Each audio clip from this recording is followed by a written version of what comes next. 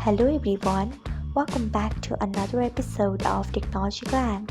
Today in this video, I'm going to guide you through how you can change who can add me to private group to nobody on Emo HD. So let's get started. Firstly, open Emo HD app in your device, then tap on your profile icon. Next tap on security and privacy, then scroll until you find group.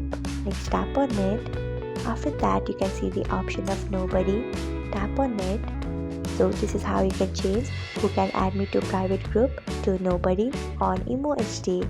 Thanks for watching. If you found this guide helpful, we would love it if you hit the thumbs up button below.